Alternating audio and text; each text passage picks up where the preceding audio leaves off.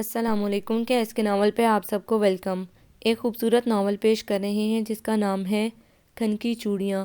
Novel کی writer ہے میمونہ خورشید۔ چلیے چلتے ہیں ناول کی جانب۔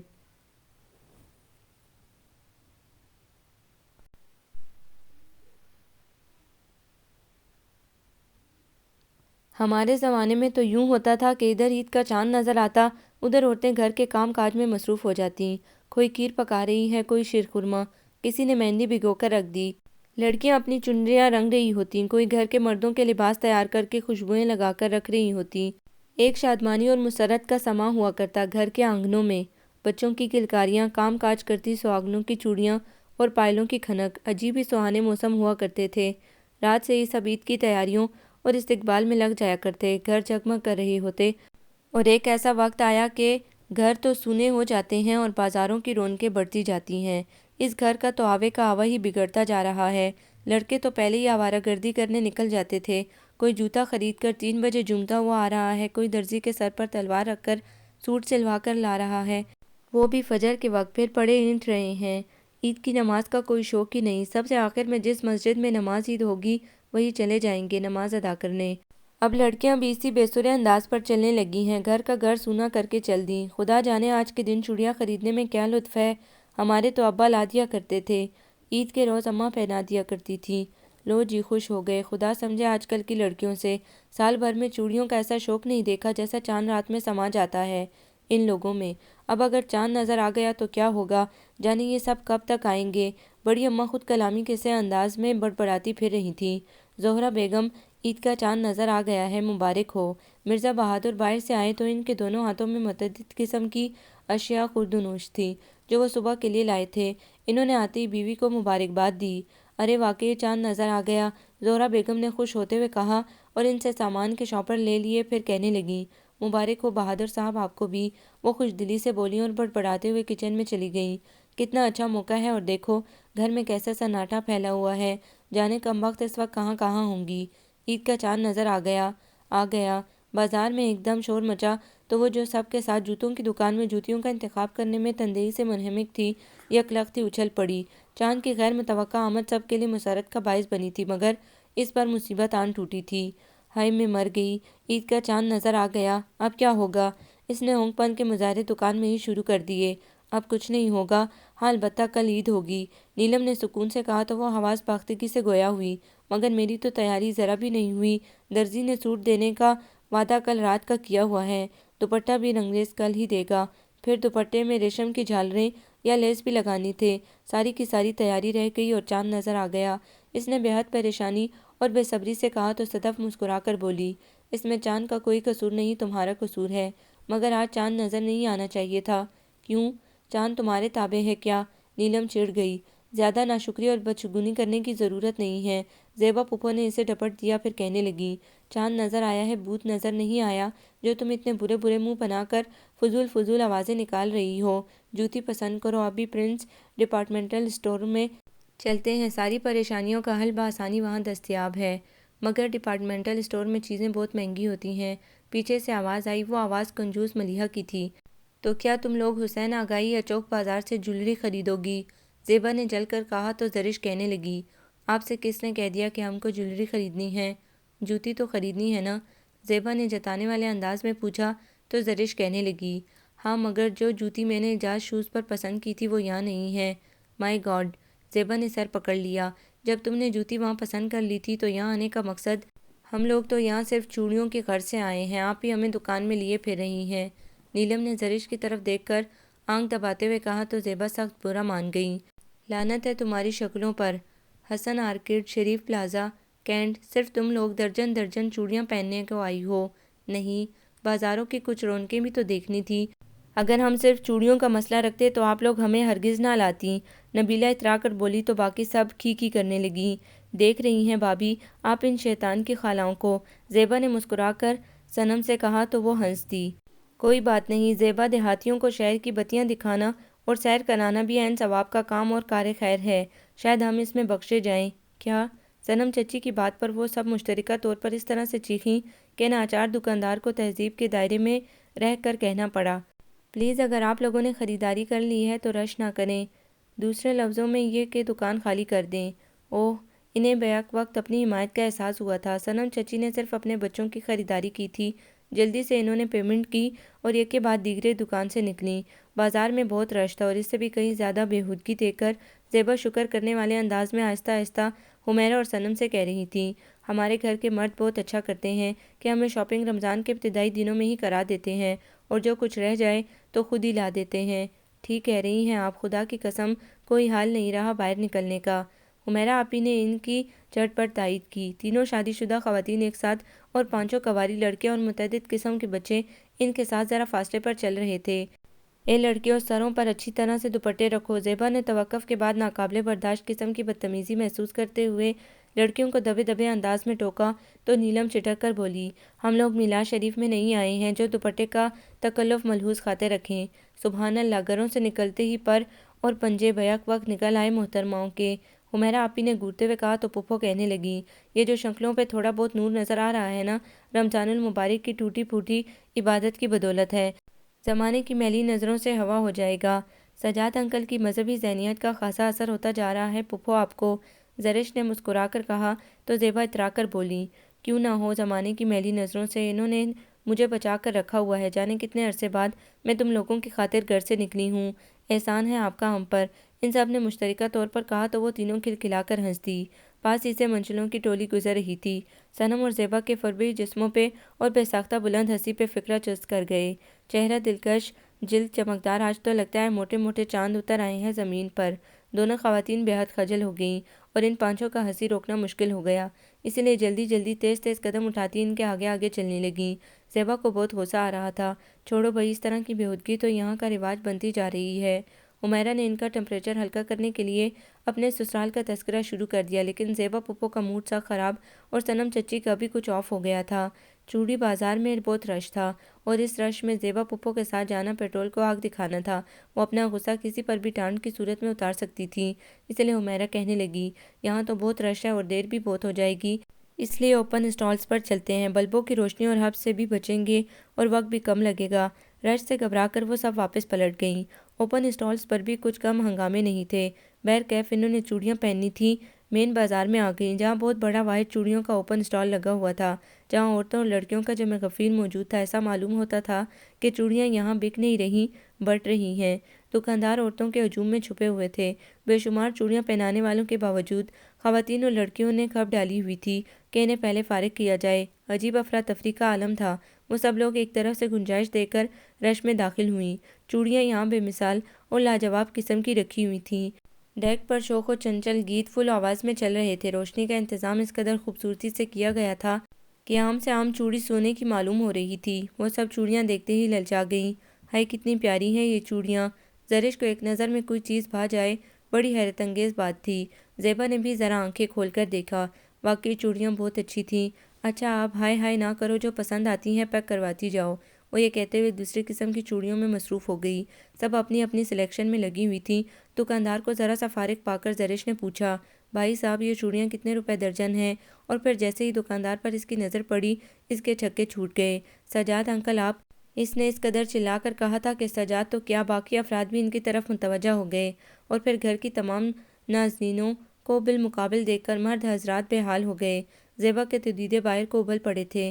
اپنے مذہبی قسم کے شوہر کے ہاتھوں میں نازک نازک سفید ناری کے ہاتھ دیکھ کر زیبا کو تو یقین ہی نہیں آ رہا تھا۔ یک لخت ہی سجاد نے لڑکی کا ہاتھ چھوڑ دیا۔ واجد چچا آپ بھی! صدف پیچھے سے چلائی۔ صنم چچی تو مرنے مارنے پر تل گئیں۔ حمیرہ آپی، بابر بھائی! نبیلہ کے کہنے پر بے ساختہ حمیرہ نے بابر کی طرف دیکھا، جن کے پہلو سے چپکی دو لڑکیاں کھڑی تھیں اور لڑ لڑ کر چوڑیوں کا ریٹ کم کروا رہی تھیں۔ حمیرہ تمہارے صدمے کے بے ہوش ہونے کو ہو گئی۔ راحیل، احمر، احمد، نوفل اور ان کے دوست اب بھی موجود تھے۔ دیکھنے والا عالم تھا۔ آذر کے گریبان کے بٹن کھلے پڑے تھے، آستینیں چڑھی ہوئی تھی اور وہ بڑی شادمانی سے کسی حسینہ کی کلائی میں چوڑیاں چڑھا رہا تھا۔ شانی گول دائرے کی صورت میں کھڑا تھا۔ آذر کا چہرہ دوسری جانب تھا، اس لیے وہ اس خطرناک صورتحال سے بے خبر اپنے کام میں مہو تھا۔ زرش دیکھو، آذر بھائی بھی یہاں موجود ہیں۔ صدف نے زرش کو متوجہ کیا تو وہ آذر کا انہماک اور پوزیشن دیکھ کر آگ بگولا ہو گئی۔ آخر وہ اس کا منگیتر تھا، بے شک وہ اپنی انا میں رہتی تھی، بڑی محتاط اور پرتکلف، صرف منگیتر ہی تو تھا وہ اس کا، لیکن وہ یہ ہرگز برداشت نہیں کر سکتی تھی کہ اس کا منگیتر مسکرا مسکرا کر لڑکیوں کو چوڑیاں پہنا رہا ہو، اور وہ بھی اس کے سامنے۔ آذر اس سے بے تکلف ہونے کی کوشش کرتا یا بھیجا پھیلنے کی تو وہ اسے بری طرح جھڑک دیا کرتی، اور وہ جو اب دوسری لڑکیوں سے بے تکلف ہو رہا تھا تو اس کے تن بدن میں آگ سی لگ رہی تھی۔ اس کا بس نہیں چل رہا تھا کہ اس لڑکی کے ہاتھ کاٹ ڈالے جو آذر سے چوڑیاں پہن رہی ہے، یا آذر کے جو اسے چوڑیاں پہنا رہا ہے۔ مائی گاڈ، اس کا سر پھٹنے کو ہو گیا۔ اس کا تو صرف منگیتر تھا، اور جن کے شوہر یہ دھندا کر رہے تھے وہ تو میان سے نکلی دو دھاری تلواریں بن گئی تھیں۔ بڑے بڑے پیمانوں پر ذاتی بزنس کرنے والے مرد حضرات اور ان کی جوان نسل چاند رات کو چوڑیاں برائے فروخت کا شغل فرما رہی تھیں۔ زیبا پھپھو نے تو سجاد انکل سے وہیں لڑنا شروع کر دیا تھا۔ سجاد تم گھر چلو تو میں تمہیں پوچھتی ہوں، زیبا نے بے بسی محسوس کرتے ہوئے چلا کر کہا تو سجاد مصلحت سے بولے، زیبا چوڑیاں تو لیتی جاؤ، چوڑیاں لیں گی اب میری جوتی۔ انہوں نے تنتنے سے کہا اور پیچھے کی طرف پلٹی۔ مان ان کا پاؤں کسی دوشیزہ کے نازک پاؤں پر پڑ گیا۔ لڑکی بلبلا کر بولی، اندھی ہو دکھائی نہیں دیتا؟ ساتھ ہی زیبا کو پیچھے کی طرف دھکیلا بھی تھا۔ زیبا نے گور کر لڑکی کو دیکھا، یہی لڑکی تھی جس کی کلائی ان کے شوہر کے ہاتھ میں تھی۔ اندھی تو تم ہو، تمہاری ماں اندھی، تمہارا باپ اندھا، تمہارے سارے گھر والے اندھے۔ زیبا پھپھو تو ایک سانس میں شروع ہو گئیں، اور وہ بھی اس رفتار سے کہ لڑکی بوکھلا کر سنبھل بھی نہ سکی۔ جوان جہان لڑکی کو ذرا سی پلی اڑا کر نکال دیتے ہیں۔ زیبا نے اس لڑکی کے خوبصورت سراپے کو خون آشام نگاہوں سے گھورتے ہوئے چوٹ کی تو لڑکی تلملا گئی۔ صدف نے زیبا کا ہاتھ دبایا، پھپھو چلیں نا، وہ آہستگی سے بولی۔ لڑکی کے ساتھ جو عمر رسیدہ خاتون تھیں چیل کی طرح زیبا کی طرف لپکیں۔ اے بھی منہ سنبھال کر بات کرو۔ زیبا ایک بار پھر تن کر عمر رسیدہ خاتون کے سامنے آ گئیں۔ بڑھیا تیرے منہ کون لگ رہا ہے؟ صدف اس وقت ان کے ساتھ اکیلی تھی، بری طرح سے گھبرا گئی۔ اسے ارد گرد کوئی نظر نہیں آیا۔ صنم چچی تو پہلے ہی اپنے شوہر نامدار کو دیکھ کر آگ بگولا ہو گئی تھی، اور کوئی بات کیے بغیر ہی گاڑی میں جا بیٹھی تھیں۔ ان کا تو بلڈ پریشر ویسے بھی ہائی رہتا تھا، انہیں تو ایسا لگ رہا تھا جیسے ان کی دماغ کی رگ ابھی پھٹنے والی ہے۔ حمیرہ کی حالت سب سے بدتر تھی، ویسے بھی اس کی شادی کو ٹوٹل 8 ماہ ہی ہوئے تھے۔ اپنے شوہر کے اس روپ کو دیکھ کر اس کے پاؤں کے نیچے سے زمین سرکتی جا رہی تھی۔ نبیلہ بمشکل تمام اسے ہجوم سے نکال کر گاڑی تک لے گئی تھی، اور گاڑی میں بیٹھتے ہی حمیرہ نے بے تحاشا رونا شروع کر دیا تھا۔ صنم چچی اپنا دکھ بھول کر حمیرہ کو چپ کرانے میں مصروف ہو گئی تھیں، ساتھ ساتھ شوہروں کو باجماعت کوسنوں سے بھی نواز رہی تھیں۔ وہ دھان پان سی لڑکی اور عمر رسیدہ خاتون کینچی کی طرح مسلسل بول رہی تھیں، اور زیبا پھپھو تنہا جوان مردی سے اپنے محاذ پر ڈٹی ہوئی تھیں۔ عمر رسیدہ خاتون کا جب لڑ لڑ کر گلا خشک ہونے لگا تو جلد کلس کر زیبا پھپھو کو گور کر کہا، اپنی یہ 10 گز لمبی زبان اپنے شوہر کے آگے چلانا، وہی دب کر رہے گا تجھ سے۔ میرا شوہر کسی طرح بھی رہے میرے ساتھ، تجھے کیا تکلیف ہے؟ تو نے کیا اپنی بیٹی دینی ہے؟ زیبا خالصتاً جاہل عورتوں کی طرح بولی تو وہ خاتون بری طرح تلملا گئیں۔ صدف بے حد پریشان تھی۔ ادھر یہ عالم تھا، ادھر حالات کی سنگینی کے باوجود ملیحہ اور نیلم چوڑیاں پیک کرائے جا رہی تھیں۔ انہیں کوئی فکر فاقہ نہیں تھا۔ نوفل انہیں مسلسل چٹکیاں دے رہا تھا کہ تمہیں ضرورت کیا تھی گھر سے نکلنے کی؟ سجاد، بابر، واجد سب گاہکوں کے رش کی وجہ سے بندھے کھڑے تھے۔ کوئی بھی اپنے گھر والی کو دلاسا یا تشویش دینے کی پوزیشن میں نہیں تھا، گو کہ سب کی بیویاں آتش فشاں بن چکی تھیں۔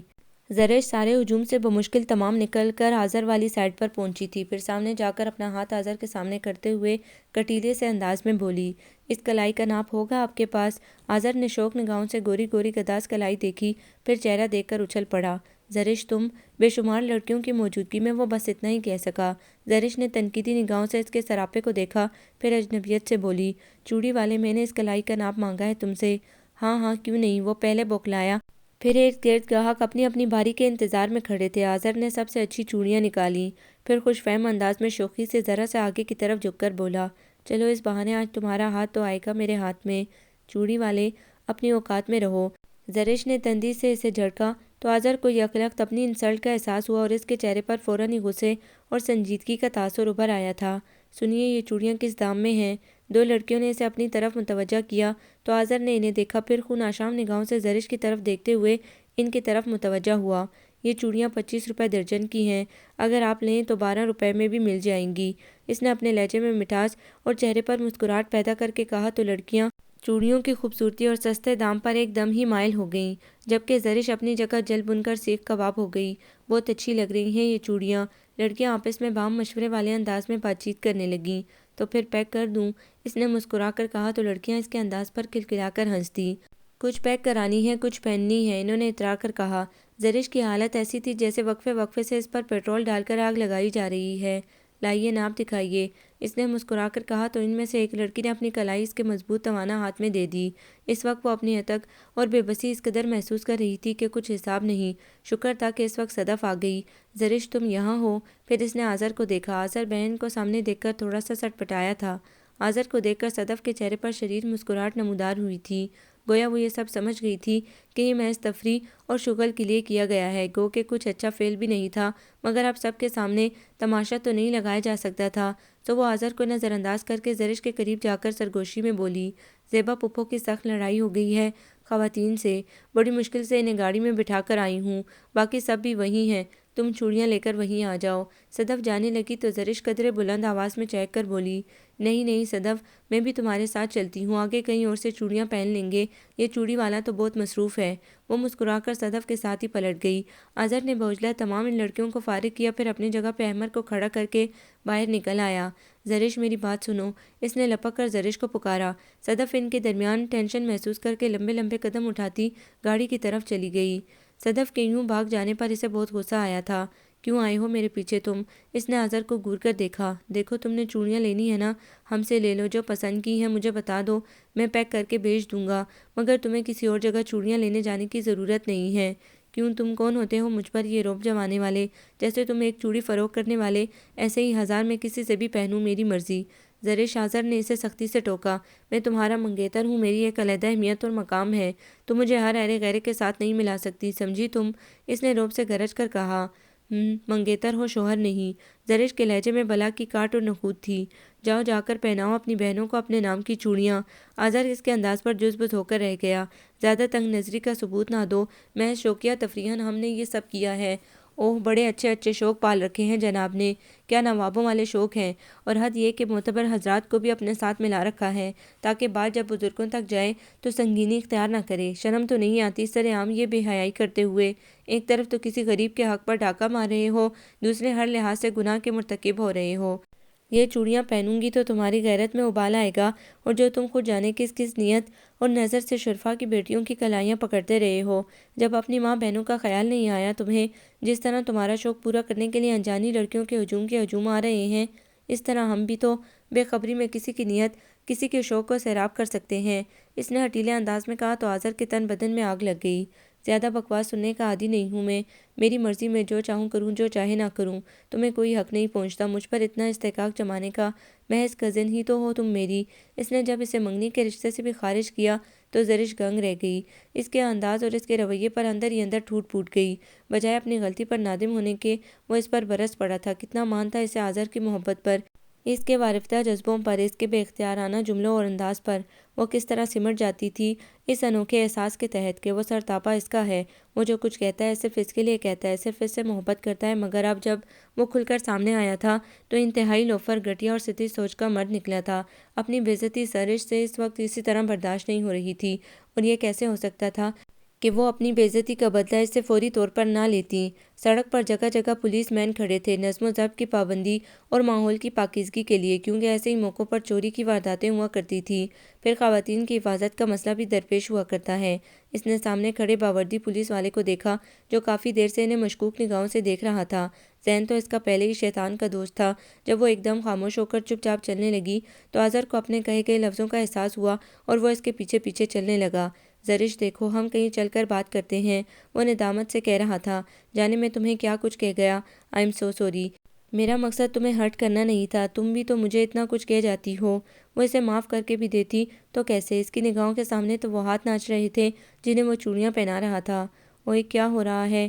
لڑکی کو محتاط اور اجنبی اور لڑکے کو بے تکلف ہوتا محسوس کرتے ہوئے پولیس والا ان کے نزدیک آ گیا اور مشکوک اور سخت تیور سے آذر سے مخاطب ہوا۔ زرش کو پتہ تھا کہ پولیس والا ان کے نزدیک ضرور آئے گا، اس لیے جان بوجھ کر اس نے ایسی صورتحال پیدا کی تھی کہ وہ دونوں مشکوک دکھائی دیں۔ اس سے قبل کہ آذر کچھ بولتا زرش فوراً بولی، جناب یہ شخص مجھے بہت تنگ کر رہا ہے۔ وٹ؟ آذر اپنی جگہ اچھل پڑا۔ اس کے تو فرشتے بھی نہیں سوچ سکتے تھے کہ زرش اس سے اس صورت میں بدلہ لے گی۔ اوئے بدتمیز آدمی، تو مجھے شکل سے ہی لوفر نظر آ رہا تھا، لڑکی کو تنہا سمجھ کر چھیڑتا ہے۔ پولیس والا اس قدر تیزی میں آیا کہ آذر بوکھلا گیا، پھر جلدی سے بولا، او جی بات سنیں، یہ میری کزن ہے، میری چچا زاد بہن۔ او بدماش تے پترا، پولیس کو دیکھ کر لڑکی کو بہن بولتا ہے۔ تو اگر اسے اب بھی بہن نہ کہتا تو ہم تجھے چھتر مار مار کر بہن کہلوا دیتے۔ پولیس والے نے غیرت میں آ کر دھمکی دی اور اسے گریبان سے پکڑ لیا۔ آذر بری طرح جھنجھلا گیا، سخت غصے میں بولا، تمیز سے بات کریں، میں ایک شریف شہری ہوں۔ شہری تو ہو مگر شریف نہیں ہو، چلو تھانے۔ پولیس والے نے اسے سختی سے کھینچا۔ دوسرا پولیس والا بھی انہیں آپس میں تکرار کرتا دیکھ کر ادھر ہی آ گیا تھا اور باقی لوگ بھی مجمع کی صورت میں اکٹھے ہو گئے تھے۔ زرش، آذر غم و غصے سے چلایا۔ پولیس والے نے حیران ہو کر زرش کی طرف دیکھا کہ لڑکا لڑکی کا نام اس قدر وثوق سے کس طرح لے رہا ہے۔ میرا نام زرش نہیں ہے، نادیہ ہے۔ یہ خواہ مخواہ مجھے اپنی لیلا بنانے کے چکر میں لگا ہوا ہے۔ کیا؟ بیک وقت سب کے منہ سے یہی نکلا۔ ہاں، اور یہ سب بھی تھانے جانے کے قابل تھے جنہیں آپ لوگ بے بسی سے چھوڑ کر جا رہی تھیں۔ اس نے بے حد کلس کر کہا تو زیبا پھپھو یکلخت ملال سے بولی، ارے پگلی، یہ تو نے کیا کر دیا؟ انہوں نے اپنے ماتھے پر ہتھیلی ماری۔ یہ تو بہت برا ہوا، اب کیا ہوگا؟ سب پریشان ہو گئے۔ اس میں اس قدر پریشان ہونے والی کیا بات ہے؟ کیا وہ جیل سے بدمعاش بن کر نکلے گا جو آپ لوگ اس قدر خوفزدہ ہو رہے ہیں؟ اس کی بات پر یکلخت سب کی ہنسی چھوٹ گئی۔ یہ ہنسنے کا موقع ہے، نوفل چڑھ کر بولا۔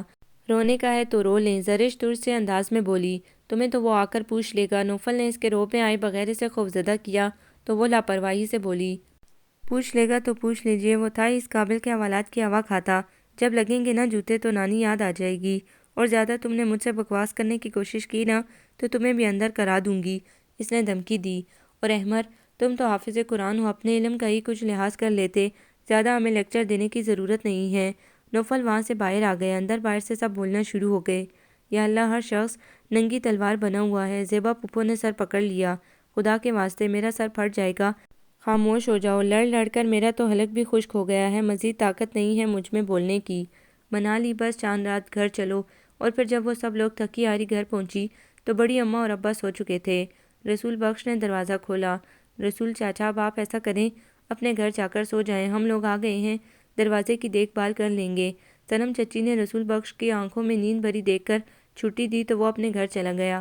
نوفل اور احمر انہیں چھوڑ کر الٹے قدموں واپس پلٹ گئے تھے۔ وہ لوگ خاموشی سے اندر آئیں۔ کافی رات ہو چکی تھی، اس لیے انہیں بڑی اماں اور ابا کے غصے اور حرام کا خیال تھا، سو چپ چاپ ڈرائنگ روم میں اکٹھی ہو گئیں۔ نیلم، اب تم جلدی سے ایسا کرو، چائے بنا لاؤ، زیبا پھپھو نے صوفے پر پھیلتے ہوئے بیٹھ کر کہا تو باقی سب بھی اپنی اپنی جگہ بنا کر ادھر ادھر بیٹھ گئیں۔ نیلم چائے بنانے چلی گئی۔ صنم چچی پھپھو کو درست مقام پر سلانے میں مصروف ہو گئیں تو زیبا اور حمیرہ نے زرش کو اپنے پاس بٹھا لیا۔ اب ذرا یہ بتاؤ کہ تم نے کس سلسلے میں اور کس جرم کی پاداش میں آذر کو اندر کرایا ہے اور وہ کس طرح پولیس کے ہتھے چڑھا؟ زرش پہلے تو ہچکچائی، پھر اس نے ساری بات من و ان بیان کر دی تو حمیرہ آپی مسکرا کر بولی، بس اتنا سا دل ہے تمہارا، پتہ نہیں مجھ سے یہ سب کچھ ہرگز برداشت نہیں ہو رہا تھا۔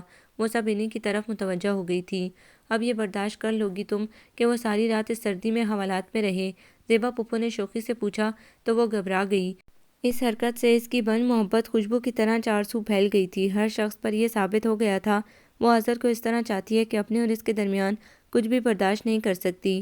وہ شرم سے جھیم گئی، پھر اپنا آپ سمیٹے سنبھالتے ہوئے بدلے ہوئے سے لہجے میں بولی، ذرا سی تو بات ہے پھپھو، پولیس ذرا سا دھمکا کر، روب دکھا کر باہر کر دے گی، کوئی ریمانڈ تو نہیں لے گی اس کا جو آپ اتنی فکر مند اور افسردہ ہو رہی ہیں؟ لڑکی بہت پکی ہو تمہیں تو یہ بھی خوف نہیں ہو رہا کہ وہ تمہارا بھی حشر بگاڑ سکتا ہے؟ اس قدر نازک رشتہ ہے تم دونوں کے درمیان، بات بگڑ بھی سکتی ہے، اور جو وہاں معاملہ بگڑ گیا تو اور بھی مصیبت آ جائے گی۔ ساری گوری کلائیوں کے مزے آ جائیں گے جناب کو، وہ چیخ کر بولی تو صنم چچی مسکرا کر کہنے لگیں، بھئی اپنی زرش تو لگام دے کر رکھے گی آذر کو، بدو تو ہم ہی نکلی، تین تین چار چار بچوں کی مائیں بن کر بھی کچھ نہ کر سکیں۔ پھر وہ بیٹھتے ہوئے بولیں، زیبا، میرے تو فرشتے بھی سوچ نہیں سکتے تھے کہ ہمارے شوہر رمضان کے آخری راتوں میں دیر سے گھر اس وجہ سے آتے ہیں، اور چاند رات کو تو بالکل ہی نہیں آتے محض اس وجہ سے۔ کیسے کیسے تفریح کے سامان پیدا کیے ہوئے ہیں ان مردوں نے، توبہ توبہ۔ صنم چچی نے کانوں کو ہاتھ لگاتے ہوئے کہا، پھر جارحانہ انداز میں بولی، واجد کو تو ایسا مزہ چکھاؤں گی کہ یاد کریں گے، سجاد تو سر پکڑ کر روئیں گے، ذرا آپ تو دیکھنا۔ زیبا نے بھی اسی انداز میں کہا تو وہ سب حمیرہ کو خاموش افسردہ دیکھ کر اکسانے والے انداز میں بولی، اور آپ نے کیا سزا تجویز کی ہے بابر بھائی کے لیے؟ میرے سینے پر تو سانپ لوٹ رہے ہیں، وہ اسی انداز میں بولی تو زیبا نے بروقت تصحیح کی، سانپ نہیں، ہاتھ تو وہ آپ جوڑیں گے، وہ بھی میرے آگے، ذرا آپ دیکھنا، کل وہ مجھے گھر لے جانے کی بات کریں، میرا نام بھی حمیرہ نہیں، جو ان کی عید نہ خراب کی ہو تو۔ Very good very good. وہ سب اس کی جارحانہ حکمت عملی پر داد دینے والے انداز میں شور مچانے لگیں تو بڑی اماں اٹھ کر باہر آ گئیں، ارے لڑکیوں، آ گئی تم؟ ہاں ہاں آ گئے۔ زیبا نے مزید پاؤں پسار کر جواب دیا تو زرع چنچلا کر ان کے پہلو سے اٹھ گئی۔ وہ رفتہ رفتہ اس طرح پھیلتی تھی کہ اونٹ اور خیمے والی مثال بن جاتی تھی۔ لاؤ ذرا دکھاؤ تو کیسی چوڑیاں پہنی۔ اماں نے آنکھیں سکیڑتے ہوئے سب کی کلائیوں پر نگاہ ڈالی۔ سب ایک دوسرے کا منہ دیکھنے لگی۔ چوڑیاں تو کسی نے بھی نہیں پہنی تھی۔ ارے سب کی کلائیاں سونی پڑی ہیں۔ بازار میں 3-4 گھنٹے کیا خاک پھانک کر آئی ہو؟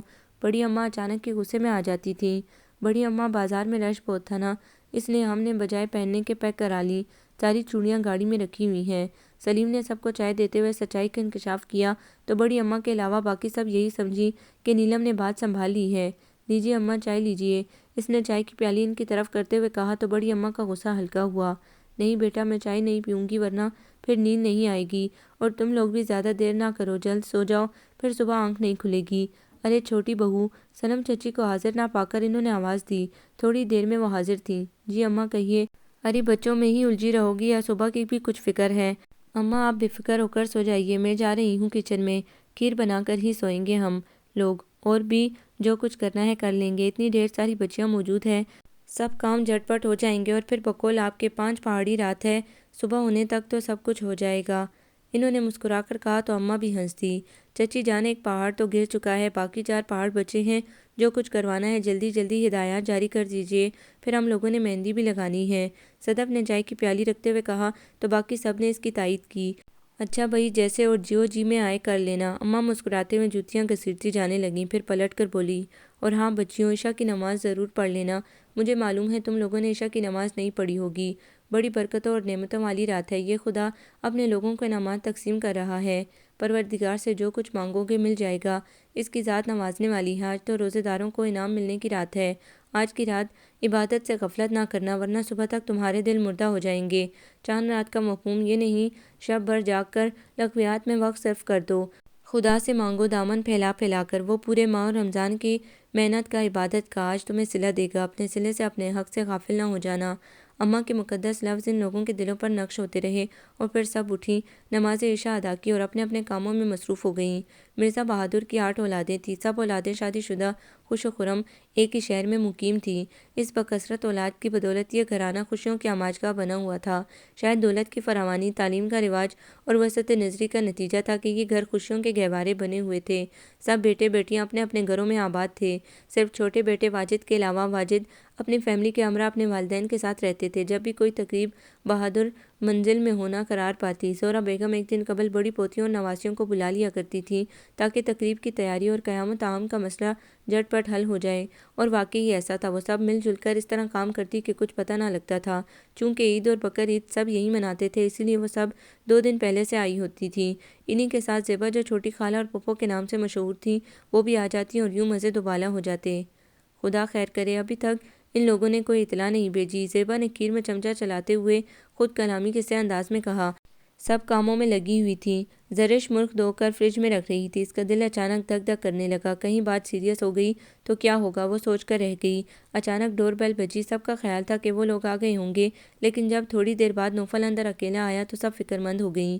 نوفل آذر کے لیے گرم چادر لینے آیا تھا، چچی کے بسد اصرار پر اس نے صرف اتنا بتایا تھا کہ اسے رات حوالات میں گزارنا ہوگی، صبح تک ضمانت پر رہا ہوگا، مگر اس کا جرم تو کچھ بھی نہیں تھا، پھر رہائی اور ضمانت کا کیا سلسلہ ہے؟ سب ہک دک رہ گئی۔ پولیس نے اس کے خلاف FIR درج کر لی ہے۔ نوفل کے ایک اور نئے انکشاف پر سب کے سر پر آسمان ٹوٹ پڑا۔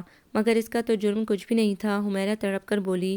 جرم کچھ نہیں تھا مگر بن گیا ہے، محترم نے پولیس والوں کو گالیاں دی ہیں، نوبت ہاتھا پائی تک آ گئی تھی، بس اسی چکر میں انہوں نے گھنٹہ گھر چوک پر جو دیر قبل ڈکیتی کا واقعہ ہوا ہے اس کیس میں ملوث کر لیا ہے۔ ہائے میرے اللہ، اب کیا ہوگا؟ یہ تو بہت برا ہوا، اب ضمانت کیسے ہوگی اس کی؟ سب اپنی اپنی بولنے لگیں۔ مجھے تو اس کی ضمانت ہوتی مشکل نظر آ رہی ہے، پھر عید کی 3 چھٹیاں، کورٹ کچہری سب بند ہوں گے، سمجھ میں نہیں آ رہا یہ مسئلہ کس طرح حل ہوگا، نوفل فکر مندی سے کہہ رہا تھا۔ ہم لوگ کوشش تو کر رہے ہیں کہ کچھ لے دے کر معاملہ ٹھنڈا ہو جائے، مگر اس نے پولیس والے پر ہاتھ اٹھا کر بڑی حماقت کا ثبوت دیا ہے، خدا کرے گیلانی انکل مل جائیں، بابر بھائی انہیں لینے کے لیے گئے ہوئے ہیں، پھر شاید کچھ بات بن جائے۔ سب کے چہروں پر ہوائیاں اڑ رہی تھیں۔ پریشانی تو فطری تھی۔ سب سے بری حالت زرش کی تھی۔ اس کی ٹانگیں بری طرح کانپ رہی تھی، رنگت سفید لٹے کی مانند ہو گئی تھی۔ ایسا لگتا تھا کہ وہ اب رو دے گی۔ تمہاری حماقت کی وجہ سے ہمیں دوسری بار اس قدر پریشانی اٹھانی پڑ رہی ہے، نوفل نے اسے گمسم کھڑا دیکھ کر آہستگی سے کہا۔ پچھلی بار تو صورتحال واضح تھی، گھر کے بڑوں نے کچھ نہیں کہا تھا، مگر اب گھر میں بھی اور باہر بھی ذلت کا سامنا ہم سب کو کرنا پڑے گا۔ وہ چادر لے کر الٹے قدموں پلٹ گیا اور اس کی آنکھوں سے اشک رواں ہو گئے۔ اگر تم تھوڑا سا برداشت کر لیتی تو یہ سب نہ ہوتا، آخر ہم لوگ بھی تو چپ چاپ دیکھ کر آ رہے تھے۔ سب اپنی اپنی بولے جا رہے تھے اور وہ رونے میں مصروف تھی۔ اس میں اس کا کیا قصور ہے؟ اس نے تو نہیں کہا تھا پولیس والوں کو مارو جا کر۔ زیبا نے سب کو ڈانٹ کر زرش کو اپنے قریب کر لیا اور وہ بس اسی انتظار میں تھی، بے تحاشا روتی چلی گئی۔ معلوم نہیں کیسا منحوس سال آیا ہے، میرا بھائی 2 دفعہ بے قصور حوالات جا چکا ہے، صدف نے ناگواری سے کہا تو وہ اپنی جگہ مجرم بن گئی۔ پچھلی بار بھی وہ اسی کی وجہ سے اندر گیا تھا، مگر اس میں اس کا بھی کیا قصور تھا؟ اور شاید وہی قصوروار تھی۔ اظہر کو ہر سال اپنی موٹر بائیک کا ماڈل چینج کرنے کا شوق تھا۔ ابھی اس نے نیا ماڈل لیا تھا، مگر اس کا لائسنس ابھی ایشو نہیں ہوا تھا۔ لائسنس نہ ہونے کی صورت میں وہ بائیک پر کہیں آ جا نہیں سکتا تھا۔ البتہ عورت کی سواری ساتھ ہونے کی صورت میں ٹریفک کانسٹیبل اس کا چالان نہیں کر سکتے تھے۔ یہ قاعدہ ہے کہ عورت اگر ساتھ بیٹھی ہو تو بائیک پر سوار حضرت کو تنگ نہیں کیا جاتا، وہ جہاں مرضی آ جا سکتا ہے۔ اور پھر ان دنوں تو کچھ خاصی ہی سختی ہو رہی تھی۔ اس دن اچانک وہ صبح ہی صبح اس کے گھر آ گیا۔ وہ کالج جانے کے لیے تیار ہو رہی تھی، سب کو سلام کرتا ہوا وہ کچن میں ہی آ گیا۔ امی ناشتہ بنا رہی تھی، باقی سب ناشتہ کر رہے تھے۔ چچی جان، اگر آپ کو اعتراض نہ ہو تو میں زرش کو آج کالج چھوڑ آؤں؟ کیوں بھائی، آج کیا خاص بات ہے؟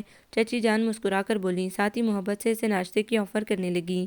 آؤ بیٹھو، ناشتہ کرو، نئی بائیک کی شو مارنی ہے اس لیے لینے آئے ہیں محترم، زرش نے ناشتے کی میز پر بیٹھتے ہوئے کہا تو اس نے زرش کو گھورا، پھر چچی جان کا خیال کرتے ہوئے بڑے سنجیدہ اور بردبار لہجے میں بولا، وہ دراصل میری بائیک کا لائسنس نہیں بنا ابھی، اور مجھے نشتر کالج کی طرف جانا ہے بہت ضروری کام سے، اگر آپ اسے میرے ساتھ بھیج دیں تو بڑی مہربانی ہوگی۔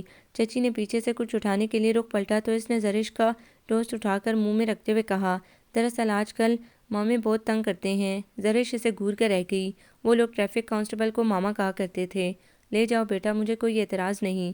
وہ چولہا بند کر کے میز کی طرف آئیں تو اظہر کی باتیں کھل گئیں۔ وہ اترا کر بولا، میں صدف کو بھی ساتھ لے جا سکتا تھا، مگر وہ صرف ڈگری کالج تک ہی جا سکتی تھی، آگے پھر مجھے مسئلہ ہوتا تو میں تمہارے کالج بھی چھوڑ دوں گا اور میرا کام بھی ہو جائے گا۔ چچی نے اجازت دے دی۔ زرش خاموش ہو گئی اور اس کی بات پر صدق کے دل سے ایمان لاتے ہوئے اس کے ساتھ جانے پر آمادہ ہو گئی۔ سارے راستے وہ اس سے بے تحاشا باتیں کرتا رہا، اس کا موڈ بھی خوشگوار تھا، اس کی باتوں کا جواب دیتی رہی۔ پھر وہ اسے اس کے کالج چھوڑ کر آگے چلا گیا۔ اس کے بعد 1-2 بار وہ اسے کالج سے لینے بھی آیا اور وہ اس کی مجبوری سمجھ کر اس کے ساتھ چلی جاتی، یہ سوچے بنا کہ وہ آتا بھی تو انہی راستوں سے ہے، پھر کانسٹیبل اسے کیوں نہیں پکڑتے۔ اس دن جب وہ سب لوگ مرزا منزل میں آئے ہوئے تھے اور رات کو واپس اپنے اپنے گھر جانے لگے تو سب گاڑیوں میں بیٹھ گئے۔ وہ بھی بیٹھنے لگی تو اظہر نے اس کا دوپٹہ کھینچا، اے لڑکی، تم میرے ساتھ بیٹھو گی کیونکہ تم میری گاڑی کا لائسنس ہو۔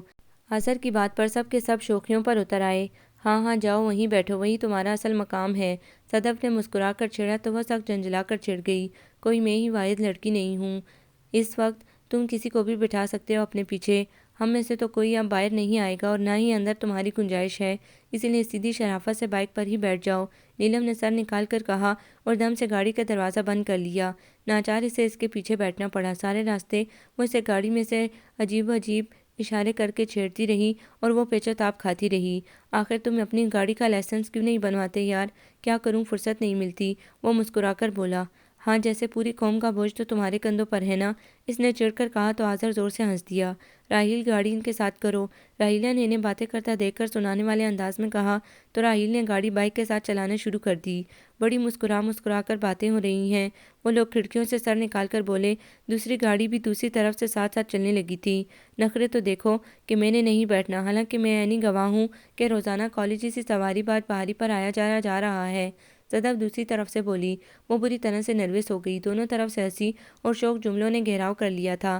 اظہر بے تحاشا محفوظ ہو رہا تھا، اور پھر جب وہ لوگ حد سے زیادہ گزرنے لگے تو اظہر نے یکلخت بائیک کی سپیڈ اس طرح تیز کی کہ بائیک گاڑیوں سے آگے نکل گئی۔ بائیک کی اچانک سپیڈ کی وجہ سے زرش سیٹ پر جھول کر رہ گئی۔ اگر بر وقت اظہر کا کندھا نہ پکڑتی تو یقیناً پیچھے گر جاتی، لیکن اس کا کندھے پر ہاتھ رکھنا ہی قیامت ہو گیا تھا۔ ان لوگوں نے پیچھے سے اس قدر بآواز بلند جملہ بازی کی کہ اظہر نے اس تمام صورتحال سے زرش کو بچانے کے لیے راستہ بدل لیا۔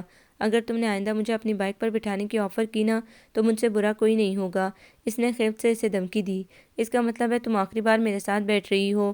اس نے تسلی سے پوچھا۔ ہاں، وہ سختی سے بولی۔ تو پھر ٹھیک ہے، آج ساری شام ہم یوں ہی گھومتے پھریں گے۔ اس نے تیزی سے ایک اور راستہ بدلا تو زرش چیخ پڑی، اظہر میں تمہیں جان سے مار ڈالوں گی۔ وہ اس کی دھمکیوں پر ہنستا رہا۔ تم انتہائی بدتمیز انسان ہو۔ وہ اس کے بائک کو آڑا ترچھا گھمانے چلانے پر ہول ہول کر چیخ رہی تھی اور وہ ہنستا جا رہا تھا۔ دیکھو اظہر، شرافت سے مجھے گھر لے چلو، اس کے بعد بے شک کسی سرکس میں حصہ لے لینا اور شوق سے موت کے کنویں میں موٹر سائیکل چلانا۔ اس نے چڑھ کر کہا، میں موت کے کنویں میں موٹر سائیکل چلانے کے لیے تیار ہوں، بشرط یہ کہ تم میرے پیچھے بیٹھو۔ شکریہ، مجھے نہ سرکس سے دلچسپی ہے اور نہ ہی مجھے بائک کی سواری پسند ہے، مگر مجھے یہ سواری بہت پسند ہے، اس لیے کہ اس پر دو محبت کرنے والوں کے درمیان کوئی نہیں بیٹھ سکتا۔ وہ شوخی سے بولا، بکو نہیں، مجھے سردی لگ رہی ہے اور تمہیں اٹکیلیاں سوج رہی ہیں۔ وہ بیزاری سے بولی، حیرت کی بات ہے، میرے پیچھے بیٹھ کر بھی تمہیں سردی لگ رہی ہے، حالانکہ ساری ہوا تو مجھ سے ٹکرا کر واپس جا رہی ہے۔ ہاں، تم تو جیسے پہاڑ ہو نا، اتنی موٹی جیکٹ پہن رکھی ہے، تمہیں کیا پتہ لگے گا سردی کا۔ اوہ، غلطی ہو گئی، سچ میں تو بھول ہی گیا تھا کہ تمہیں حد سے زیادہ سردی لگتی ہے۔ اس کی بات پر وہ سخت چڑھ گئی۔ وہ اس کے کامنی وجود پر اسی طرح سنگ باری کرتا تھا۔ تیز ہوا چل رہی ہوتی تو کہتا، زرش اپنے ساتھ بھاری سا پتھر باندھ کر کالج آنا، کہیں تمہیں ملتان کی آندھی اڑا کر گجرات نہ پھینک دے اور وہ آگ بگولا ہو جاتی۔ اس کا آئیڈیل قد اور اسمارٹنس پر اس کی ہمجولیاں رشک کیا کرتی تھیں اور وہ اسے ستانے جلانے کے لیے ایسے فکروں سے باز نہیں آتا تھا۔ اس نے بائک سڑک کی سائڈ پر روکی۔ زرش کا موڈ اس کی بات پر سخت آف ہو گیا تھا۔ اس نے سرتاپا اسے دیکھا جو پرنٹڈ 3 پیس سوٹ میں ملبوس منہ پھلائے کھڑی تھی، بغیر جرسی اور شال کے۔ سردی لگنا تو یقینی تھا۔ اس نے اپنی جیکٹ اتار کر اس کے شانوں پر ڈال دی، پھر مسکرا کر بولا، غصہ ٹھنڈا کرنے کے لیے کیا پیش کروں، کافی، چائے یا آئس کریم؟ شکریہ، مجھے کچھ نہیں لینا، مہربانی سے آپ مجھے گھر چھوڑ دیجیے۔ اف، یہ تکلف، یہ نوازش، آپ۔ وہ اس کے طرز تخاطب پر بے ہوش ہونے کو ہو گیا تو زرش کی ہنسی چھوٹ گئی۔ تم وہ چیخی، تم مجھے بہت اچھے لگتے ہو۔ اظہر نے اس کا جملہ مکمل کیا تو وہ جھیم گئی اور پھر وہ اس کی ہنسی کا فائدہ اٹھا کر بسد اصرار اسے ریسٹورنٹ لے گیا۔ چائے کے ساتھ اس کی فیورٹ فلیور کی پیسٹری لے لی۔ بل کی پیمنٹ کرتے وقت اس نے کہا تھا، بل پے تم کرو گی، گو کہ جیب میری ہوگی۔ اشارہ اپنی جیکٹ کی طرف تھا۔ زرش اس کی بات پر مسکرا دی، جیب میں ہاتھ ڈالا، پیسوں کے ساتھ کچھ اور بھی نکل آیا۔ اظہر کی توجہ کسی اور طرف تھی۔ اس نے غور کیا، وہ لائسنس کاپی تھی۔ اس کے تو پتنگے لگ گئے۔ پیسے نکال کر اظہر کو دیے، وہ بل پے کرنے چلا گیا۔ اس نے موقع غنیمت جا کر لائسنس کاپی اپنے چھوٹے سے پرس میں رکھ لی۔ چلیں، وہ مسکراتا ہوا آیا۔ چلیے، وہ اسی انداز میں مسکرا کر بولی، اور تھوڑی دیر میں وہ اظہر کے پیچھے بیٹھی تھی اور وہ ہوا کے دوش پر بائک اڑاتا لیے جا رہا تھا۔ کتنا اچھا لگ رہا ہے یہ سب، دل چاہتا ہے یہ سفر کبھی ختم نہ ہو۔ ہاں واقعی، دل چاہتا ہے ہوا کے ساتھ ہم بھی سفر پر رہیں۔ اس نے مسکراہٹ دبا کر اس کی ہاں میں ہاں ملائی تو اظہر کو خوشگوار حیرت کا احساس ہوا۔ یہ اچانک تم اس قدر رومانٹک کیسے ہو گئیں؟ اس نے شرارت سے چھیڑنے والے انداز میں پوچھا۔ شاید تمہاری جیکٹ کا اثر ہے، اس کے لبوں سے بے ساختہ نکلا۔ یہ تو ابھی میری جیکٹ کی قربت کا اثر ہے، میری قربت میں تو تم مکمل شاعرہ بن جاؤ گی۔ اس نے چھیڑا اور وہ کھلکھلا کر ہنس دی اور وہ ہنستی چلی گئی۔ پھر جب وہ اس سے گھر چھوڑ کر جانے لگا تو اس نے جیکٹ اتار کر اسے دیتے ہوئے بے حد ممنون انداز میں شکریہ ادا کیا اور وہ شکریہ قبول کر کے مسکراتا ہوا واپس چلا گیا۔ صبح ہی کچہری روڈ پر جلاد نما ماما نے اسے شرف ملاقات بخش دی۔ اعتراض تو ٹریفک کانسٹیبل کو اس بات پر تھا کہ اس کے پیچھے ایک اور نوجوان بیٹھا ہوا تھا جو کہ سراسر قانون کی خلاف ورزی تھی کہ دو نوجوان ایک بائک پر سوار نہیں ہو سکتے۔ اس نے کانسٹیبل کو قریب آتے دیکھ کر سرفراز کو اتار دیا۔ کانسٹیبل چالان کرنے کے لیے تیار تھا۔ جناب، میں اکیلا بیٹھا ہوا ہوں، آپ کس بات کا چالان کر رہے ہیں؟ اوہ، بکواس کرتے ہو، میری آنکھوں کے سامنے تم نے دوسرا بندہ پیچھے اتارا ہے، کیا ثبوت ہے آپ کے پاس؟ اس نے آنکھوں میں دھول جھونکنا چاہی۔ کانسٹیبل تھپ گیا، تمہیں علم نہیں، شہر میں دفعہ 144 لگی ہوئی ہے، گاڑی کے کاغذات دکھاؤ۔ وہ درست انداز میں حکمیہ بولا۔ اظہر نے تنتنے سے جیب میں ہاتھ ڈالا۔ کاغذات ندارت پا کر وہ ایک دم بوکھلا گیا اور فوراً ہی اس کے ذہن میں زرش کی مہربان ہنسی گونج گئی تو گویا وہ اس بات پر کھلکھلا رہی تھی۔ گاڑی کے کاغذات گھر پر ہیں جناب۔ وہ منت سماجت پر اتر آیا۔ تو پھر تم یہاں کیا کر رہے ہو؟ تم بھی گھر چلو، خالص پیشہ ورانہ انداز میں کانسٹیبل نے گرج کر کہا اور اسے تھانے لے گیا۔ دفعہ 144 کے تحت 188 لگا کر 72 گھنٹے کے لیے اندر کرا دو اسے۔ کانسٹیبل نے اسے دھکیلتے ہوئے کہا تو حوالدار نے اسے حوالات میں بند کر دیا اور یوں اس نے پہلی بار حوالات کی ہوا کھائی تھی۔ سرفراز نے گھر والوں کو مطلع کر دیا۔ خبر پریشان کن تھی۔ ابو نے سنتے ہی فوری کارروائی شروع کر دی تھی۔ ان کے اتھارٹی اور پیسے کے استعمال کے باوجود وہ رات 10 بجے تھکا ہارا الجھا گھر پہنچا تھا۔ سب اچھا نہیں لگ رہا تھا۔ پھر اسے زرش پر بھی غصہ تھا۔ اس کی موٹر بائیک بھی 10 دن کے بعد تھانے سے کھٹارا بن کر موصول ہوئی تھی۔ کردار پر علیحدہ تھانے کی چھاپ لگ گئی۔ وہ کئی روز تک اس کی طرف نہیں گیا، اس سے بات چیت نہیں کی۔ شاید وہ سمجھ رہا تھا کہ زرش اس سے سوری کرے گی، لیکن زرش سے اس قسم کے اقدام کی توقع ذرا مشکل تھی، اور واقعی جب زرش نے اسے کوئی رسپانس نہیں دیا تو وہ سب کچھ بھلا کر پھر سے اپنی جون میں آ گیا تھا۔ ابھی اس واقعے کو زیادہ عرصہ بھی نہ ہوا تھا کہ دوبارہ پھر وہ حوالات میں چلا گیا۔ پہلے بھی زرش اس واقعے کے پیچھے کارفرما تھی، اور اب بھی زرش کو بخوبی اپنی غلطی اور کوتاہی کا نہ صرف احساس تھا بلکہ پشیمانی بھی ہو رہی تھی۔ نہ صرف ایک شخص بلکہ گھر کا گھر اس پریشان کن اذیت میں مبتلا ہو گیا تھا۔ نہ عید کی خوشی اس کے دل میں باقی رہی تھی، اور نہ چاند رات کا لطف۔ رات کا ایک ایک پل صدی بن کر سبک رفتاری سے گزرتا رہا۔ سب کی نگاہیں دروازے اور فون کی گھنٹی پر لگی تھی۔ اگر اس کی ضمانت نہ ہوئی تو صبح کیا ہوگا؟ سب کو ایک ہی وہم، ایک ہی خیال پریشان کر رہا تھا، یہاں تک کہ فجر کی اذانیں ہونے لگیں۔ نماز فجر ادا کر کے اس نے صدقے دل سے خلوص سے اپنے رب سے اس کے لیے دعا کی، اپنے فعل کی معافی مانگی، اور خدا سے بس یہی مانگتی رہی کہ شب کے اندھیرے کے ساتھ یہ پریشانی ختم ہو جائے اور طلوع سحر خوشیوں کی نوید لے کر بیدار ہو۔ خدا کی ذات واقعی نوازنے والی ہے۔ آج کی شب وہ کچھ بھی مانگتی اسے مل جاتا۔ نماز ادا کر کے وہ لیٹی ہی تھی کہ سب آ گئے۔ سب بھاگ کر ڈرائنگ روم میں پہنچ گئیں، اور اس کی ہمت نہ ہو سکی کہ وہ اس وقت آذر کا سامنا کر سکے۔ سو بستر میں ہی دبکی پڑی رہی۔ کمرہ ڈرائنگ روم کے ساتھ ہی تھا۔ سب کی آوازیں بآسانی سے آ رہی تھیں۔ مردوں کی آمد پر خواتین کی خوشی ایسی تھی جیسے عید کا چاند اب نظر آیا ہو، لیکن پھر سب کے ہی چہرے بجھ گئے۔ آذر نہیں آیا؟ زیبا نے فکر مندی سے پوچھا۔ وہ گھر چلا گیا ہے، سجاد نے تھکے تھکے انداز میں بتایا۔ وہ ٹھیک تو ہے نا؟ انہیں بیک وقت فکر مندی ہوئی۔ وہ تو ٹھیک ہے، مگر اس کا دماغ لگتا ہے خراب ہو گیا ہے۔ زرش کہاں ہے؟ واجد چچا نے سرگوشی میں پوچھا۔ وہ سو رہی ہے۔ یہ سن کر جیسے انہیں اطمینان ہوا، پھر اپنی بات جاری رکھتے ہوئے بولے، محترم فرما رہے ہیں کہ یہ رشتہ ہمارے والدین نے غلط طے کیا ہے، اسے اب ختم ہو جانا چاہیے، کیونکہ زرش اور میری سوچ میں زمین آسمان کا فرق ہے۔ پاگل تو نہیں ہو گیا وہ؟ لگ تو ایسا ہی رہا ہے۔ وہ سکون سے بولے۔ آپ نے اسے سمجھایا نہیں؟ زیبا بے قراری سے بولی تو سجاد کلس گئے۔ ہم تو ساری رات جگ مارتے رہے ہیں، تم لوگ سمجھا لو، جو تم سے مان جائے تو۔ جس طرح وہ بضد ہے اور اپنے فیصلے پر تلا بیٹھا ہے، لگتا ہے اپنی کر کے ہی رہے گا۔ ہو سکتا ہے صبح تک اس کا غصہ ٹھنڈا ہو جائے۔ صنم چچی نے مناسب بات کی۔ خدا کرے، وگرنہ حالات تو کچھ ایسے نہیں ہیں۔ واجد چچا بولے، اور اسے اپنا سارا جسم شل ہوتا محسوس ہونے لگا۔ وہ برف کی سل کی طرح منجمد پڑی رہی۔ یار میں تو سوچ رہا ہوں کیا ضرورت تھی اسے زرش کے پیچھے جانے کی اور اسے منانے کی۔ خاموشی سے بے بسی ظاہر کر کے کھڑا رہتا، جو کچھ ہوتا گھر میں ہی ہوتا، بعد میں دیکھ لیتے، آخر ہم لوگ بھی تو کھڑے تھے۔ بابر کی بات پر تینوں خواتین کے ذاتی زخم ایک دم ہرے ہو گئے۔ وہ تو فراموش ہی کر گئی تھی کہ رات کو کیا قیامت گزری تھی ان پر۔ مرد حضرات سٹپٹا گئے۔ تو گویا آپ لوگ بے بس نہیں تھے، بے بسی ظاہر کر رہے تھے۔ آخر یہ نادر شوق کس شیطانی ذہن کی سازش تھی؟ جس شیطانی ذہن کی سازش تھی نا، وہ اپنی سزا خوب بھگت چکا ہے، اور مزید سزا عید کی 3 چھٹیوں کے بعد بھگتنا باقی ہے۔ کچہری اور عدالتوں کے چکر لگا کر عبوری ضمانت ہوئی ہے اس کی۔ واجد چچا نے اطلاع فراہم کی تو سب ایک دم خاموش ہو گئیں، گویا پریشانی ابھی باقی تھی۔ اس کے ساتھ ساتھ یہ لوگ بھی اپنی سزا بھگت چکے ہیں، ساری رات بھاگ دوڑ کر کے۔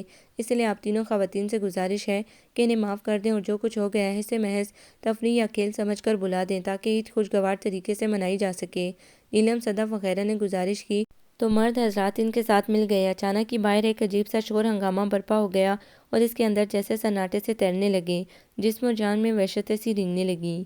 عید کی صبح اپنی گہما گہمی اور رونقوں سے بیدار ہوئی۔ سب عید کی نماز پڑھ کر ادھر ہی آتے رہے، مگر وہ نہیں آیا۔ سب بے حد خوش اور مسرور تھے، اور وہ کس قدر اداس، ملول اور افسردہ۔ اسے سب کے بیچ میں اس قدر تنہائی کا احساس آج سے قبل کب ہوا تھا؟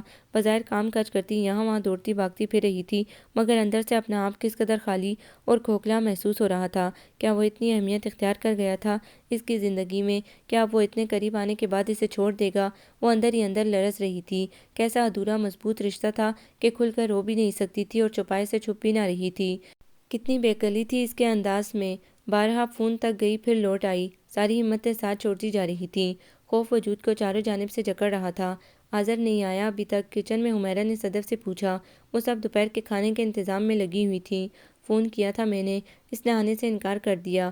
امی بھی بتا رہی ہیں کہ اسے رات سے بخار ہو رہا ہے، صدف نے جواب دیا۔ زرش بظاہر کباب تل رہی تھی، مگر اس کے کان ان دونوں کی گفتگو کی طرف لگے ہوئے تھے۔ بخار تو بہانہ ہے، اور پھر بخار ہے تو یہاں آ کر کر لے آرام، ایک شخص کے پیچھے سب کو پریشان کرنا، اذیت دینا کیا ضروری ہے؟ حمیرہ کی بات پر وہ کٹ کے رہ گئی۔ مان زیبا کچن میں داخل ہوئی۔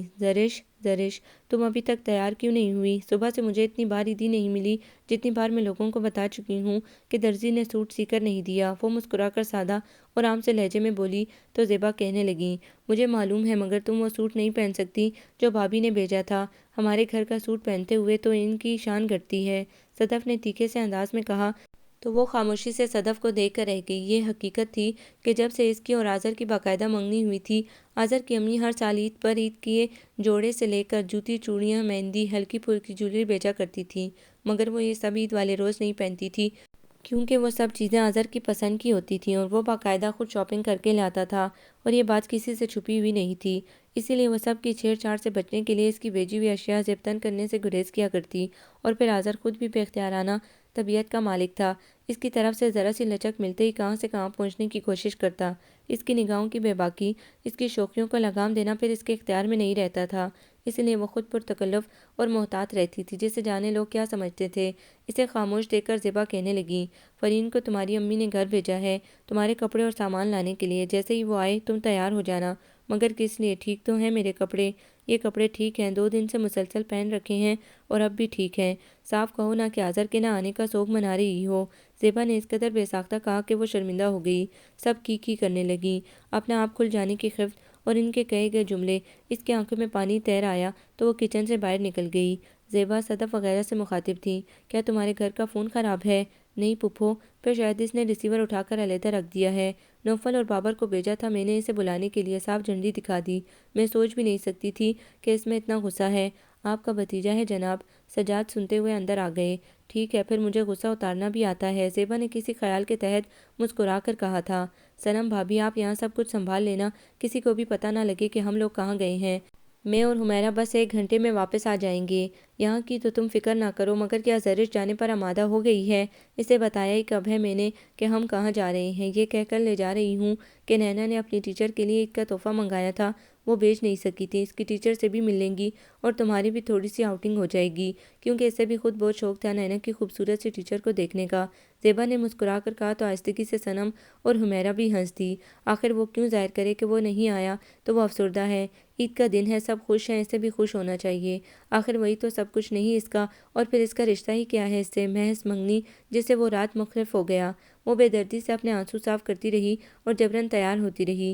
نینا اور زیبا گاڑی کی پچھلی سیٹ پر اس کے ساتھ بیٹھے تھے، بابر ڈرائیو کر رہے تھے، حمیرہ ان کے ساتھ بیٹھی تھی۔ سارے راستے نینا نے اسے اپنی معصوم بولی باتوں میں مگن رکھا۔ سافٹ سڑک کے آغاز پر وہ چونک گئی۔ آپ لوگ کہاں جا رہے ہیں؟ وہ بے چینی سے ایک دم بولی، ساتھ ہی بابر نے گاڑی منور لاج کے سامنے روک دی۔ پپھو آپ نے میرے ساتھ چیٹنگ کی ہے، آذر کے گھر پہ اس نے گھبرائی ہوئی سی نگاہ ڈالتے زیبا سے کہا، پھر اسی انداز میں کہنے لگیں، مجھے اگر علم ہوتا کہ آپ لوگ میرے ساتھ یہ کرنے والے ہیں تو میں کبھی بھی آپ کے ساتھ نہ آتی۔ یہ کہتے ہی وہ سچ مچ رو دی۔ اس وقت اسے اپنی انا کی تذلیل ہوتی محسوس ہوئی تھی۔ زیبا نے بڑی احتیاط سے صورتحال کنٹرول کی، تم 1 منٹ گاڑی سے تو اترو، میں زبردستی تمہیں گھر میں تو نہیں دھکیل دوں گی۔ وہ تذبذب کا شکار ہوئی تو زیبا نے اس کے ہاتھ پر اپنے ہاتھ کا گہرا دباؤ ڈالتے ہوئے اطمینان دلایا۔ بابر کی موجودگی کا خیال کرتے ہوئے وہ گاڑی سے اتر گئی۔ بابر آپ جائیں، 1 گھنٹے کے بعد آ جائیے گا، حمیرہ نے بابر سے کہا تو وہ واپس مڑ گئے۔ آؤ اندر چل کر اطمینان سے بات کرتے ہیں۔ مگر وہ الجھی، قدم اٹھاتے ہوئے ہچکچائی تو حمیرہ تیزی سے بولی، اگر مگر چھوڑو، بیچ سڑک پہ کھڑے ہوئے ہم بہت اچھے نہیں لگ رہے ہیں۔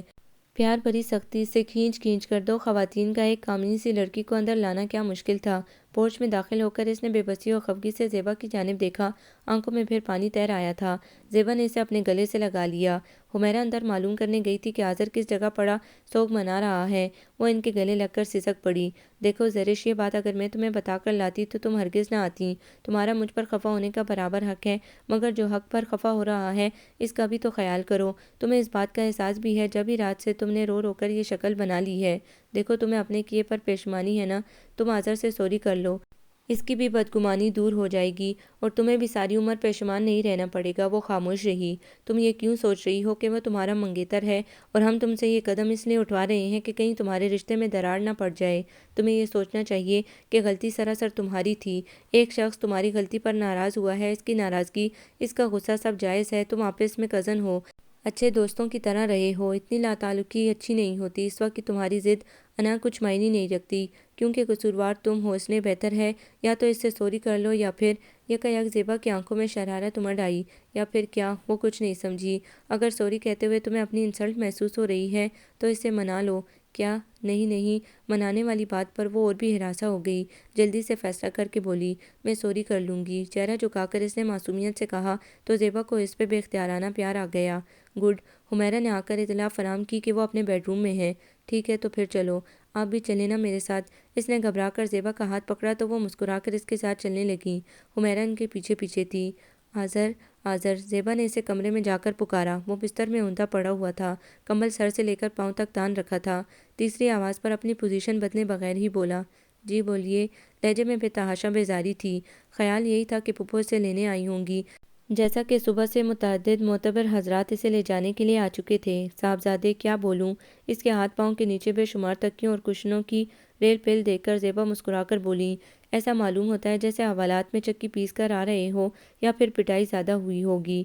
ان کے انداز میں سراسر شرارت تھی۔ وہ خاموش یوں ہی پڑا رہا۔ کیا کمر کی ہڈی ٹوٹ گئی ہے جو اس طرح پڑے ہو؟ اور کیا ٹوٹ پوٹ ہوئی؟ دکھاؤ تو صحیح۔ زیبا نے ماحول خوشگوار بنانے کے لیے اپنا انداز جاری رکھا، پلیز پھپھو، میری طبیعت ٹھیک نہیں ہے، آپ کیوں آ گئی مجھے لینے؟ اس نے احترام ملحوظ خاطر رکھتے ہوئے بیزاری سے کہا، بڑی خوش فہمی ہے تمہیں کہ میں تمہیں لینے آئی ہوں۔ میں تو تم سے یہ پوچھنے آئی ہوں کہ کل جو تم نے اعلان کیا تھا کہ تم زرش سے منگنی توڑ رہے ہو، اس بات کا کیا مقصد ہے؟ اب تم اتنے بڑے ہو گئے ہو کہ اپنے فیصلوں میں خود جوڑ توڑ کرنے لگو گے؟ وہ ڈپٹ کر بولی۔ تو اس نے سکون سے جواب دیا، ہاں میں نے یہ کہا تھا اور میں اپنے فیصلے پر قائم ہوں۔ اس قدر تنگ نظر لڑکی کے ساتھ میرا گزارا مشکل ہے۔ زرش اپنی جگہ لرز کر رہ گئی۔ حمیرہ نے اسے آنکھوں ہی آنکھوں میں اطمینان دلایا، پھر آذر سے مخاطب ہو کر بولی، ہاں جیسے تمہاری وسعت نظری کی تو مثال نہیں ملتی۔ بے وقوف، محبت کی پیمائش نظر سے نہیں دل سے ہوتی ہے۔ اس کی شدید محبت کا رد عمل تھا یہ کہ وہ یہ سب برداشت نہیں کر سکی۔ کیا تم نہیں سمجھتے کہ تم قصوروار تھے؟ جو کچھ تم کر رہے تھے وہ بھلا کیسے یہ سب برداشت کر سکتی تھی؟ اس نے اپنا استحقاق جما کر تم سے بدلہ لیا تھا، بڑا مناسب طریقہ تھا بدلہ لینے کا۔ وہ ایک دم بھڑک کر سیدھا ہوا تو سامنے ان دونوں کے درمیان اسے کھڑا دیکھ کر دنگ رہ گیا۔ دونوں کی نظریں ایک لمحے کے لیے ملیں۔ زرش نے فوراً نگاہیں جھکا لی۔ زیبا مسکرا کر بولی، اس لیے ہم اسے اپنے ساتھ لے آئے ہیں تاکہ تم اسے بدلہ لینے کا مناسب طریقہ سمجھا سکو۔ ان کا انداز شریر تھا لیکن آذر کے تیور ہنوز بگڑے ہوئے تھے۔ آذر کے انداز پر اسے ڈر محسوس ہو رہا تھا۔ زیبا اور حمیرہ جانے لگیں تو اس نے مدد طلب نگاہوں سے ان کی جانب دیکھا۔ وہ دونوں لاپرواہ ہو گئیں۔ پھر آذر سے مخاطب ہو کر بولی، ہم لوگ سامنے لودھی صاحب کے ہاں جا رہے ہیں، جب تک ہم آئیں اپنی تمام تر الجھنیں دور کر لینا۔ وہ سادہ سے انداز میں کہہ کر چلی گئیں۔ ان کے جانے کے بعد زرش نے آذر کی طرف دیکھا جو اسے مسلسل کڑی نگاہوں سے گور رہا تھا۔ غصہ اس کا جائز تھا۔ سوری آذر، مجھ سے غلطی ہو گئی، مجھے یہ سب نہیں کرنا چاہیے تھا۔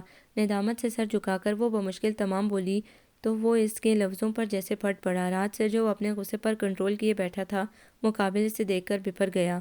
تمہارے سوری کر لینے سے میری بے عزتی کا ازالہ ہو جائے گا؟ وہ غضبناک انداز میں بستر چھوڑ کر مقابل کے سامنے آیا تو وہ بے ساختہ ایک دو قدم پیچھے ہٹ گئی۔ بولو، جواب دو، ہو جائے گا ازالہ میرے کردار پر جو تھانے کی چھاپ پڑی ہے، اس کا مداوع ہو جائے گا۔ مجھے اندازہ نہیں تھا کہ بات اتنی سنگین ہو جائے گی۔ تمہیں تو کسی بھی بات کا اندازہ نہیں ہوتا۔ بڑے بازار میں اپنے اوپر بھی الزام لگوا لیا۔ خواہ مخواہ تمہیں اپنی لیلا بنانے کی کوشش کر رہا ہوں میں۔ یہی کہا تھا نا تم نے اپنے اس سگے سے؟ اپنے کہے گئے لفظوں پر زرش شرم سے گڑ گئی۔ بولو، اب بولتی کیوں نہیں؟ کس طرح چھیڑا تھا میں نے تمہیں، سیٹی بجائی تھی، تمہیں دیکھ کر آنکھ ماری تھی، ہاتھ پکڑا تھا، یا پلیز آذر شرمندگی کے احساس سے اسے چپ کرانا چاہا مگر وہ خاموش نہیں ہوا۔ اس وقت وہ آگ بنا ہوا تھا اور اس کی التجا اس کے چپ کرانے پر بھڑکتا ہی جا رہا تھا۔ بدلے کی آگ ابھی باقی ہے تو شہر کے ہر تھانے میں میری تصویر لگوا دو۔ آذر، میں بہت شرمندہ ہوں، وہ مجرموں کی طرح بولی۔ کس بات پر شرمندگی ہے تمہیں؟ اگر میری عزت کا خیال ہوتا تمہیں تو تم یہ سب کچھ کہنے کرنے سے پہلے ضرور سوچتی۔ صاف کہو، اس خوف سے یہاں آئی ہو کہ کہیں یہ نسبت نہ ٹوٹ جائے؟ آذر، تحیر سے اس کی آنکھیں پھیل گئیں۔ آنکھوں میں دکھ کے بے پناہ احساس کے تحت پانی امڑ آیا۔ اس کے جملوں پر، اس کے انداز پر زرش کے اعصاب چٹک گئے تھے۔ شدت غم سے اس نے آذر کی طرف دیکھا۔ کئی لمحے وہ اسے یوں ہی پھٹی پھٹی آنکھوں سے دیکھتی رہی، پھر خود کو سنبھال کر بولی، آذر مجھے معاف کر دینا، تمہیں سمجھنے میں نے غلطی کی۔ بے دردی سے آنسو پونچھ کر وہ باہر جانے لگی تو وہ ایک دم سامنے آ گیا۔ تمام رنجشیں تو اس کے آنے سے ہی دور ہو گئی تھیں مگر اس کے منہ سے اقرار و وفا سننا مقصود تھا۔ خیال تھا کہ شاید وہ اپنی غلطی سے ہٹ کر کوئی اور بات کرے گی، اپنی رات بھر کی بے چینی کا قصہ سنائے گی، اپنی تیاری کا سبب بیان کرے گی۔ آج سے قبل وہ کب اس طرح اس کے ہاتھ آئی تھی؟ اگر یہ سب نہیں تھا تو پھر یہ جوڑا کیوں پہنا تم نے؟ اس سے پہلے تو کبھی ایسا اہتمام نہیں کیا تھا۔ اس کی بدگمانی پر زرش کا دل پھٹ جانے کو تھا۔ کیوں بتاؤں میں تمہیں؟ چلا کر بولی تو آواز بھرا گئی۔ آنسو رکنے کا نام نہیں لے رہے تھے۔ اس کے سامنے سے جلد از جلد ہٹنا چاہتی تھی۔ تیزی سے باہر نکلنے لگی تو اس نے ہاتھ پکڑ لیا۔ مگر میں سننا چاہتا ہوں۔ ڈٹھائی کی انتہا تھی یا شاید ستانے میں لطف آ رہا تھا؟ کس رشتے اور کس حیثیت سے؟ وہ غم و غصے سے بے قابو ہو کر داڑھی۔ زیبا پھپھو اس کی آواز پر ادھر آ گئیں۔ شاید ابھی وہ لوگ گئے نہیں تھے۔ اس کی آنکھوں میں آنسو تھے اور آذر کے چہرے پر بے حد طمانینت اور آنکھوں میں شرارت رقصاں تھی۔ آذر کے اطمینان پر وہ مطمئن ہو گئی تھی مگر ذرا سختی سے بولیں، ارے ارے، ہم تو شریف سمجھ کر تنہا گھر میں لڑکی تمہارے حوالے کر کے جا رہے تھے اور تم حد سے آگے گزرنے لگے۔ 2 بار حوالات میں جا کر ہر شریف خون بدماش بن جاتا ہے، وہ ڈٹھائی سے بولا۔ زرش کھدرے اور بے لچک انداز میں بولی، پھپھو اس سے کہیں میرا ہاتھ چھوڑ دے، اب یہ ہاتھ نہیں چھوٹے گا۔ وہ روب سے بولا، لڑکی کو دھمکی دیتے ہو؟ زیبا نے اسے سرتاپا گھورتے ہوئے حوالداروں کی طرح پوچھا تو وہ کسیاسا گیا۔ کان کھجاتے ہوئے بولا، نہیں، وہ دراصل بات یہ ہے کہ کل یہ مجھ سے اس کی کلائی کا ناپ مانگ رہی تھی۔ گویا ایک دم ہی سیدھا ہو گیا تھا۔ زرش نے چونک کر اسے دیکھا۔ وہ پہلے والا آذر لگ رہا تھا۔ غصہ تو ختم ہو گیا تھا۔ موقع سے فائدہ اٹھا کر اسے چوڑیاں پہنانا چاہتا تھا۔ وہ ایک دم ہی اس کے ارادے بھانپ گئی۔ پھر؟ زیبا نے کڑے تیوروں سے پوچھا۔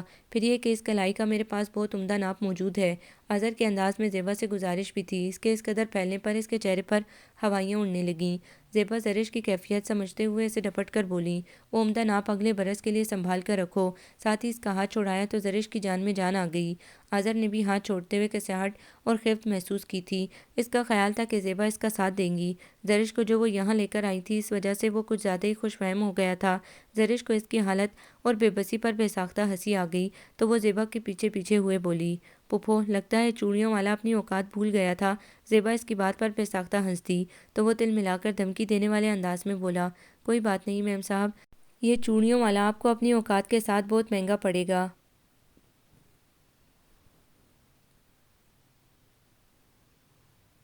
آپ کو یہ ناول کیسا لگا؟ کمنٹس میں اپنی رائے ضرور دیں۔ ہمارے چینل کو لائک کریں، سبسکرائب کریں، شیئر کریں۔